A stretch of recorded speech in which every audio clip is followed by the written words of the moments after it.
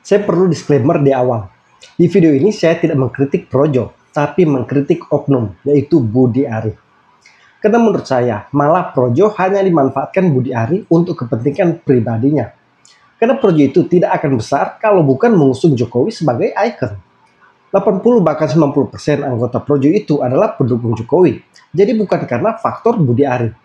Ketua Projo bisa berganti-ganti, tapi pendukung Projo itu simpatisan dan pengagum Pak Jokowi. Itu yang Budi Ari lupa. Nah, berikut ini saya akan membeber 7 blunder atau kesalahan besar Budi Ari yang mungkin dia tidak sadari, tapi kini sudah terlambat. Pertama, Budi Ari ditolak mentah-mentah banyak kader Gerindra. Berharap dapat karpet merah, malah dapat penolakan di mana-mana. Inilah buah yang dipanen orang angkuh seperti Budi Ari ini. Orang yang haus kekuasaan, tidak punya ideologis dan tak tahu balas budi.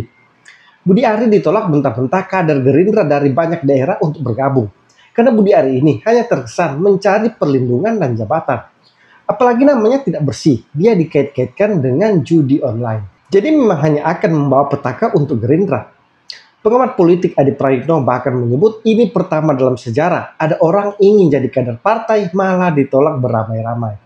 Dalam sejarah ada orang ingin bergabung dengan partai, tapi kader-kader di dalamnya di berbagai tempat melakukan penolakan dan melakukan resistensi, khususnya yang terjadi pada Budi Ari. Bukankah memang di atas rata-rata secara umum, kalau ada sosok baru, kalau ada figur baru, kalau ada orang baru bergabung dengan partai mestinya senang, karena akan bertambah anggota, akan bertambah kader baru dan seterusnya dan seterusnya.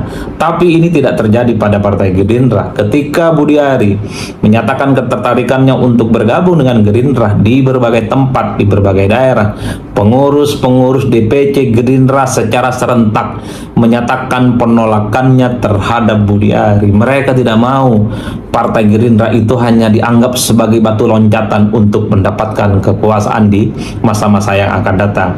Itulah yang saya sebut sebagai salah satu isu politik yang menarik, karena ini mungkin pertama dalam sejarah ada orang ingin bergabung dengan partai, tapi kader-kadernya kemudian memberikan perlawanan dan menyatakan keberatan, seperti Budi Ari bergabung dengan Partai Gerindra. Yang kedua, kalau kita mau cek ya satu-satu, misalnya ini hanya sebatas contoh di mana kira-kira pengurus daerah Gerindra yang memberikan sikap menolak dan keberatan jika Budi Ari itu bergabung. Misalnya DPC Gerindra Gresik. DPC Gerindra Gresik menyatakan bahwa Gerindra itu adalah tempat untuk berjuang demi kepentingan rakyat, bukan dijadikan hanya sebatas untuk memburu kekuasaan. Kedua, Budi Ari hancurkan Projo.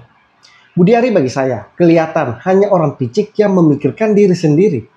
Hanya karena kepentingan dia untuk mendapatkan perlindungan dan juga jabatan, dia menendang Jokowi yang menjadi ikon Projo selama 10 tahun lebih. Budi Ari lupa, Projo itu besar karena bawa nama Jokowi, bukan karena nama Budi Ari. Jadi sekarang ketika Budi Ari seperti ingin menyingkirkan Jokowi dari Projo, itu adalah kesalahan fatal. Dan ini malah perlahan menghancurkan Projo. Terbukti nama baik Projo ikut terseret akibat manuver Budi Ari ini. Projo terkesan hanya didominasi para elit yang mementingkan kekuasaan dan jabatan. Ketiga, Budi Ari lukai hati Jokowi dan pendukungnya, termasuk kader Projo yang loyal ke Jokowi.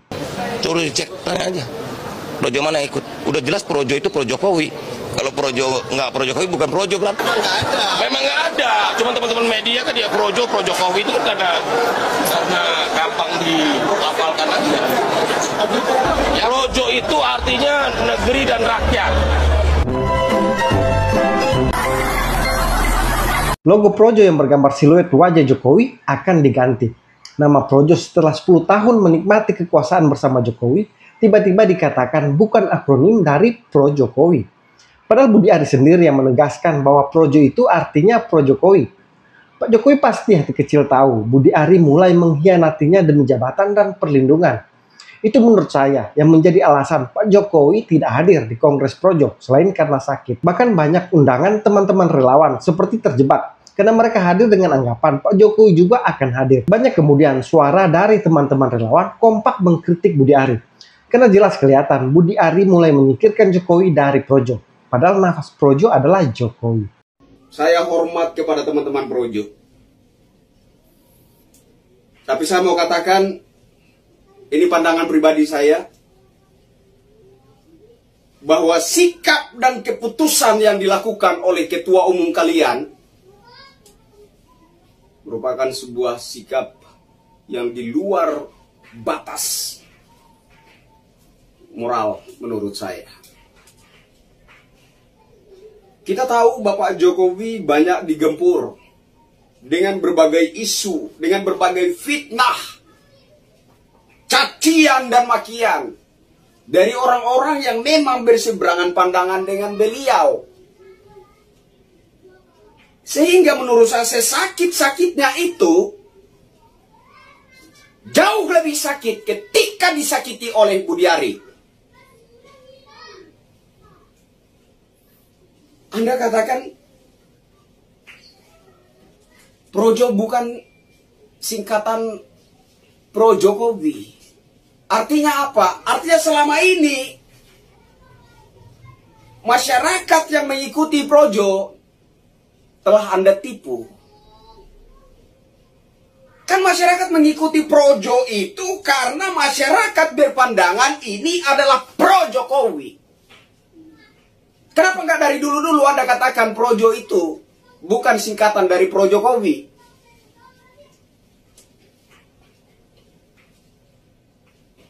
Kemudian logo, gambar Bapak Jokowi.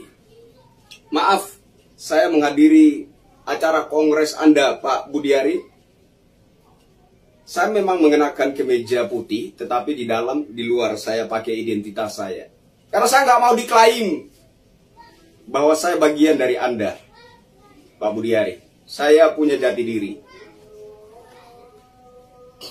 Jadi Pak Budiari yang saya hormati, sesakit-sakitnya Pak Jokowi disakiti oleh Roy Suryo CS, Dr. Tifa, Rismon, para jenderal purnawirawan yang berseberangan pandangan dengan Pak Jokowi. Sesakit-sakitnya itu lebih sakit disakiti oleh Anda. Juga yang saya lihat lagi begini.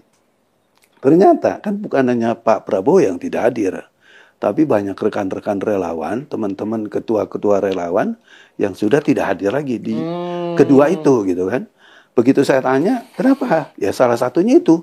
Ya, dia menyatakan bahwa Projo itu bukan Pro Jokowi. Oke. Itu bikin yang relawan agak sedikit kecewa itu di situ gitu ya. Pernyataan yang menurut saya itu blunder dan juga tentunya juga enggak memberikan kenyamanan di saat-saat seperti ini. Kita tahu dong, Pak Jokowi kan sekarang lagi dikuyo-kuyo seperti ini. Ya. Kenapa sih kita terus mau lari dari kenyataan ini? Betul. Enggak boleh dong. Berarti kan kita mau meninggalkan gelanggang di ceritanya gitu kan. Ya saya menganggap kalau memang itu yang terjadi, pengecut dong. Gitu loh.